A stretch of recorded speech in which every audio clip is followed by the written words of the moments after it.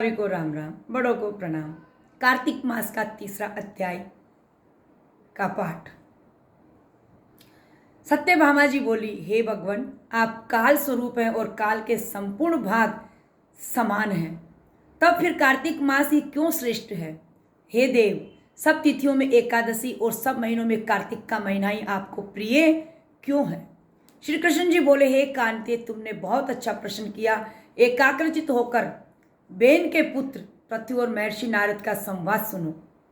जिसे पहले पृथु ने नारद से पूछा, तब नारद जी ने कार्तिक मास की श्रेष्ठता कही। नारद जी बोले, पहले सागर का पुत्र शंख नामक राक्षस त्रिलोकी के मतने में समर्थ हुआ। उसने संपूर्ण देवताओं को जीत स्वर्ग से निकाल इंद्रादि संपूर्ण लोकपालों के अधिकार अपने हाथ में कर लिए। सब देवता उसके भय के मारे अपने अपने स्त्री पुत्र आदि लेकर बहुत वर्ष पर्यंत सुमेरु पर्वत की गुफाओं में वास करते रहे। जब देवता गुफाओं में रह रहे थे, तब शंखासुर ने विचार किया, मैंने देवताओं को जीत तो लिया है, तो भी वे बलवान मालूम होते हैं। अब जान पड़ा कि वे सब वेद मंत्रों से युक्त हैं। इससे उनके वेद मंत्रों का हरण करने से वे सब बलहीन हो जाएंगे। ऐसा विचार कर वह असुर विष्णु भगवान को नींद से ग्रस्त देख स्वयंभू ब्रह्मा जी के लोक में जाकर वहां से वेदों का हरण करने लगा।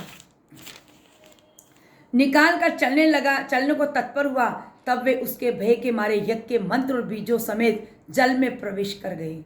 तब तो वह शंखासुर भी उन्हें ढूंढता हुआ समुद्र के भीतर विचरने लगा, परंतु वे वेद एक स्थान पर कहीं भी प्राप्त न हुई।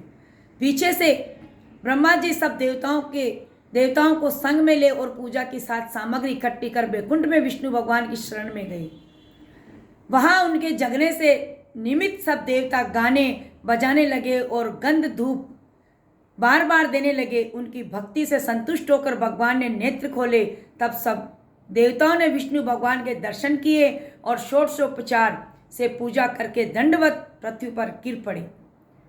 तब वे माधव भगवान उनसे कहने लगे, हे देवगण, मैं तुम्हारे भजन कीर्तन आदि कार्यों से सब प्रसन्न हुआ हूँ। मैं आप लोगों की मनोकामना पूर्ण करूंगा। अश्विन शुक्ल पक्ष की एकादशी से देव उठनी एकादशी तक एक पहर भर रात्रि रहे। तब से जो मनुष्य तुम्हारी तरह भजन और कीर्तन करेंगे, वे मुझे प्रसन्न कर मुझे प्राप्त हो जाएंगे।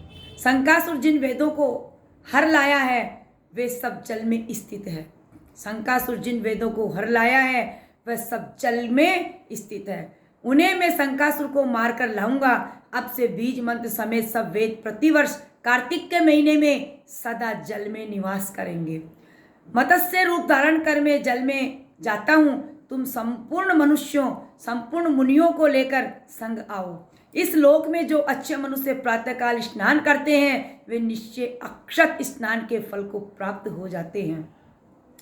जो कार्तिक में सदा व्रत करते हैं, उनको हे इंद्र, तुम मेरे लोक में पहुंचा दिया करो। हे यम, तुम सदा उनकी विघ्नों से रक्षा करते रहो। और हे वरुण, तुम उनको पुत्र पौत्र आदि देते रहो।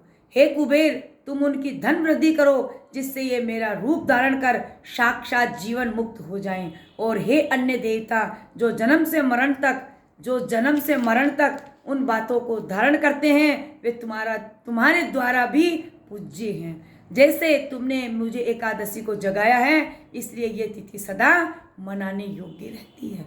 धन्यवाद। जय श्री कृष्ण।